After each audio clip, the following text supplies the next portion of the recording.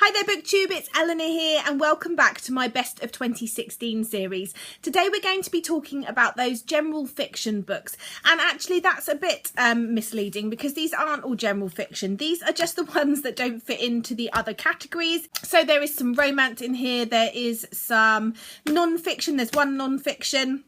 But these are all the ones that sort of muddled up into the middle, so I've put them in a category together. I hope you don't mind. So there's 9 books to talk about, so I'm not going to get a chance to talk about them in great detail, but let's get going.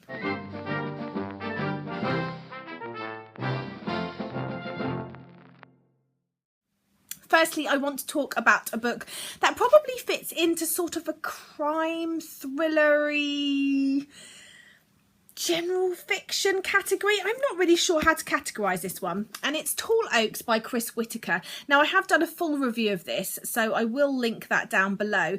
I was kindly sent this a while back and I was part of the blog tour and I was just so excited when I read it. It's the story of a woman. She's broken up with her husband, they have a young son, and one night she has a video monitor and she hears a noise on the monitor, and there is a clown sitting in the seat next to her son's bed, and the next moment her son and the clown are gone.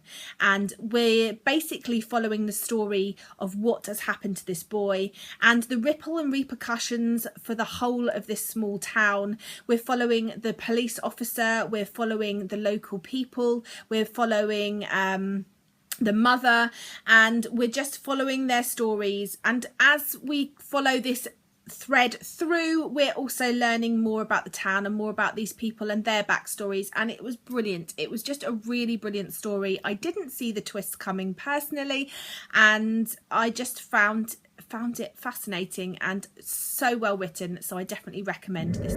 Next up was a bit of a surprise for me, because although I like Rainbow Rowell's writing and I really liked Fangirl and I liked Carry On and I quite liked Attachments and wasn't so keen on Landline, I was unsure about this one, and I thought, well, it'll be quite a nice read, maybe a 3 or 4 star, and so I picked it up, and it was Eleanor and Park by Rainbow Rowell, and it was so much more than I was expecting. There is so much in this book, and I was just really blown away.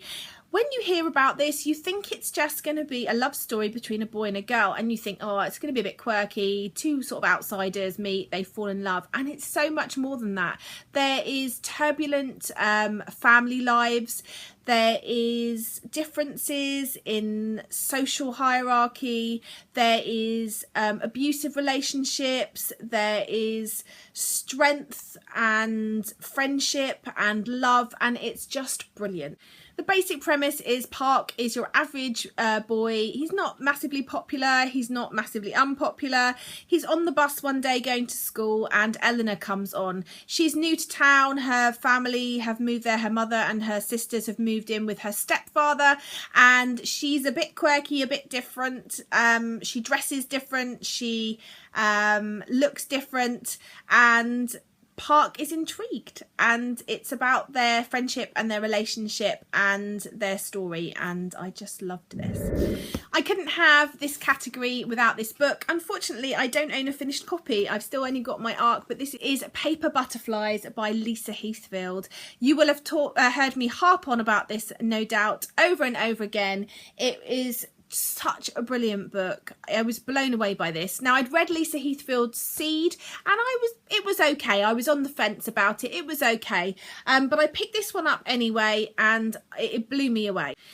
June is a young girl. She's living with her stepmother, stepsister and her father. Her stepmother abuses her terribly, both physically and mentally, and she is struggling with life at school as well. And then one day she meets a young boy called Blister who takes her into his life and his family, and her life changes slightly. She finds some happiness, and we follow her story and what happens, and it's heartbreaking and sad and brilliant, and I definitely recommend it, but be warned, you'll need tissues. Next up, if you've watched the best of classics, you'll know that I had Jane Eyre in there, and so Jane Steele by Lindsay Fay was in this one. It was brilliant. I'd just got off the back of reading Jane Eyre. I loved the story. I'd fallen in love with it, and this was just such a brilliant story to read next. It's basically the Jane Eyre story, but spun on its head a little bit. It's Jane's a badass, and she's killed people, and she's a feisty character, and the story's just tweaked in places slightly, and I really loved how it was done.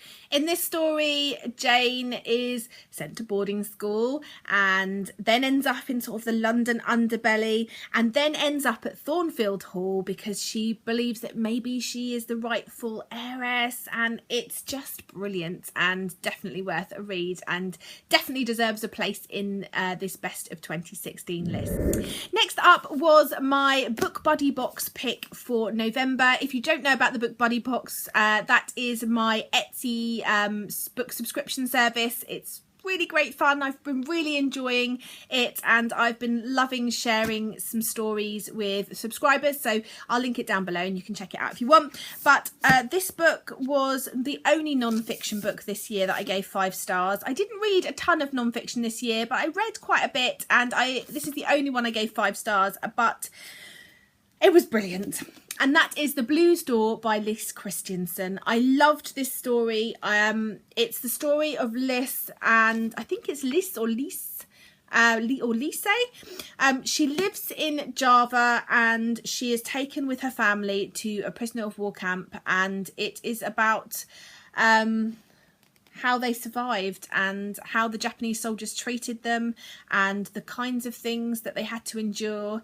And it was a hard book to read, but it was written in such a way, and we talked about this in our group, that you almost forgot, or your brain was forcing you to think it was fiction because you couldn't comprehend how this could be real. How could these atrocities be real? How could human beings do this to each other? It was a really brilliant book, and I'm so pleased that I read it and that I got to share it with so many people. So this is a well-deserved on the best of 2016. And then the final 3 are all by the same author, an author that I have found and loved this year, and that is Cara Spray. I started with her short story collection Sweet Home, and I loved it. It was perfect for me. It just rang all my bells. It was the first ever short story collection I gave 5 stars to, and in fact it's probably the only short story collection, or the only book recently, that I actually want to reread, because I feel like I would get even more the second time round, so I may put this in a pile to reread. I just loved it. It was short stories about families and motherhood, and it was brilliant. So because of that, I then won a competition on Jen Campbell's channel, and I was very lucky. I won the Song for Issy Bradley, and so I read this, and again I loved it. It's Cara Spray's very moving, partly autobiographical, I believe, account of a family that loses a daughter, and it's about their grief, it's about their faith, it's about how they cope. And the writing is beautiful, and I loved it. And then more recently, she brought out The Museum of You, and again, her writing style can do no wrong for me. I loved it. And this is the story of Clover. She lives with her father, and her father has hoarded a lot of his memorabilia and memories of her mother in this sort of room in their house. And one summer, Clover decides she's going to create this museum of her mother for her father. And then we learn their stories. We're learning about this family, about this young girl, about her mother and father, and it's just beautiful. It's a really beautiful story. So that is my top general fiction books of 2016. Check in tomorrow for the final best of in the series before the massive reveal of what my top 10 books were for 2016. So I'll catch you tomorrow for more in the best of 2016. Bye for now, BookTube.